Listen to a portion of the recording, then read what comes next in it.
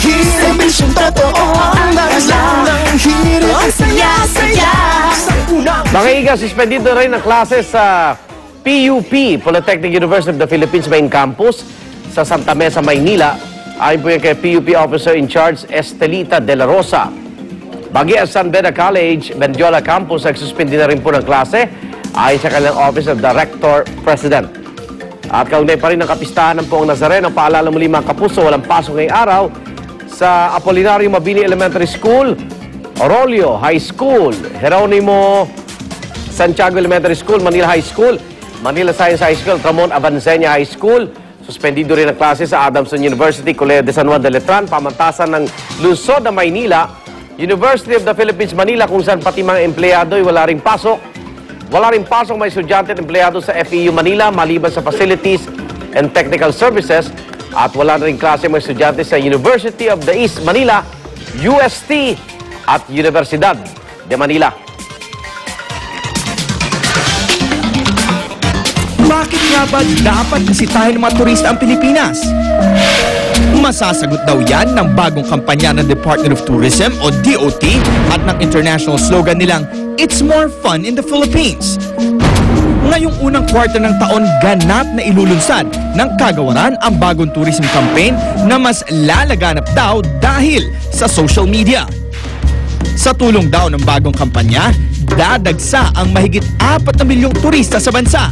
At bagamat di pa raw mapapantayan ng bilang na ito ang dami ng turista sa iba pang bansa sa Asia, asahan na raw ang paglago ng ating tourism industry na magre-resulta ng daang-daang bilyong piso. Ang bagong kampanya ng Department of Tourism ngayong taon, yan ang ating tatalakayin ngayon. Para sa ating talakayan, narito kayo sa Studio Live si Assistant Secretary Bong Bengson Jr., International Tourism Promotion ng DOT, habang nasa linya po ng telepono Celine Clemente, Presidente ng Tourism Congress. Asek, good morning. Good morning, Igan. At kay Celine, good morning. Magandang umaga, Big Igan. Opo, it's more fun dito sa talakayan. Okay, teka muna. Paano ba naging proseso, Asek, pagpili itong slogan na it's more fun in the Philippines? Oh. Nag-umpisa po ito nung isang taon. Gumawa kami ng tinatawag na terms of reference, no? Kung saan na nakasaad kung ano yung mga gusto naming deliverable ng ahensya. So noong unang pass, kulang-kulang mga 30 ang nagpahiwatig ng kanilang interest. Doon sa 30, siguro kulang-kulang mga 20 ang actually na nag-submit ng proposal. Doon sa 20, siguro mga 15 yung tinatawag naming compliant, sumunod, ano?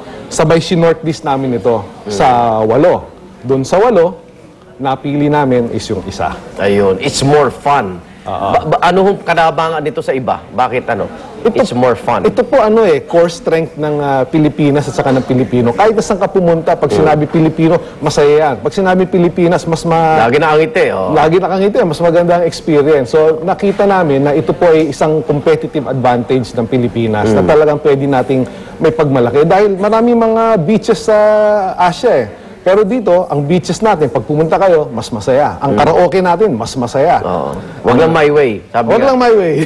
Pero di ba ang target nyo, kasi ang dami ng mga, sabi natin, matatalino na, ang hirap i-please ng Pilipino Pero ang target nyo rito, para mas maunawa ng lahat, turista po dayuhan. Hindi ba? Mabuti nabanggit niya, Igan. Diba? Kasi ang gusto naming i-emphasize din dito is yung application nitong slogan nito, itong campaign na to, ay abroad. So ang mahalaga dito is paano magre-respond o magre-react yung mga taga-China, taga-Korea, taga-Europe, taga-America. Ito talaga dapat na maging basihan. Kasi dati nung Tagalog, dami rin natin puna. Anyway, sali si Celine. Celine, paano nyo, ano reaction dito sa bagong slogan ng DOT?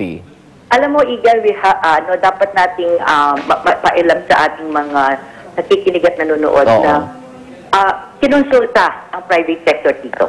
Opo. There was a preview, nakaroon kami ng mga komento, nakakatuwa naman, hindi kami kasama sa final na magpipili. Pero doon sa preview na ginawa, pinarate sa amin, parang pares-pareho ang ginawang pagpa-final judging ng mga nasa pwesto at ng private sector na tumalun dun sa preview. So parang sinasabi natin katanggap-tanggap both sa private at saka doon sa DOT group. Sa tingin nyo talagang dadagsana yung mga turista natin dito sa It's More Fun in the Philippines, Celine?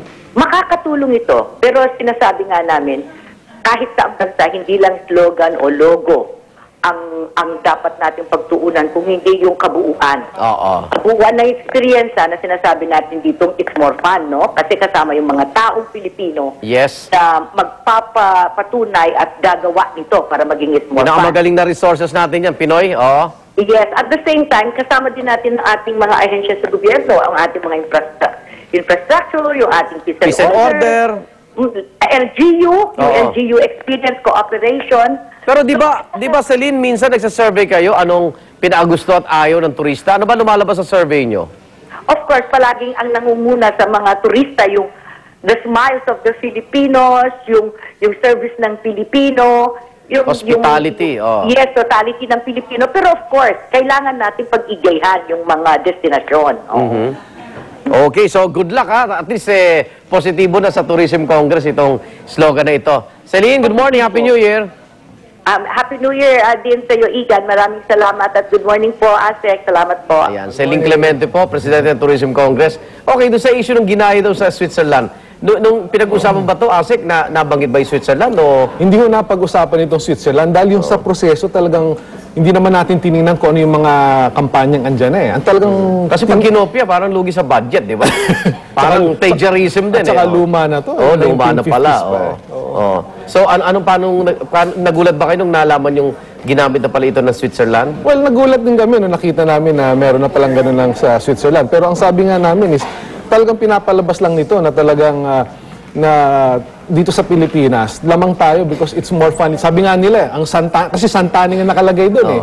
So between Switzerland and Philippines, saan mas masaya ang Santaning? Siyempre dito sa atin. Sa atin. Okay, sa aming Facebook account, hirit po ni Nanette Palma Garcia, sana mas maikli para madaling ma-pick up like Wow Philippines. Pero let's just give it a try. Baka effective din ang bagong tourism campaign nila. So anong reaction niyo po rito? Well, titingnan po natin kung anong magiging reaction ng foreign market dito. Gaya ng binanggit ko, ang application talaga po dito is abroad eh. So kailangan makita natin kung gaano magiging effective sa pag-communicate. So may mga ads na kayo sa CNN, mga ganon? Wala pa po. Wala pero pa. yan, pinaplano na yan. Oo, kasi lagi ko nakikita doon, Malaysia, truly Asia. Okay, tanong naman sa Facebook ni June Labaw Jr., wala namang masama pagdating dyan sa slogan na yan. Sana masabi natin sa sarili natin, ito ba ikaakit-akit sa mga turista? At dumaan po sa pag-aaral, Asek, di ba? Dumaan po ito sa pag-aaral at saka konsultasyon. Maraming tourist spot dito, pero yun nga, yung peace and order situation natin, ligtas ba? Ano bang reaction ng mga tourist pagdating sa peace and order? Kasi ang problema pag sinabing may ganito sa Mindanao, ang laki ng Mindanao eh. Sana napapaliwanag ng gusto. Meron po tayong programa na nilaunch natin mga 2 years ago. TOPCAP ang tawag namin. Tourist-Oriented Police for Community Order and Protection.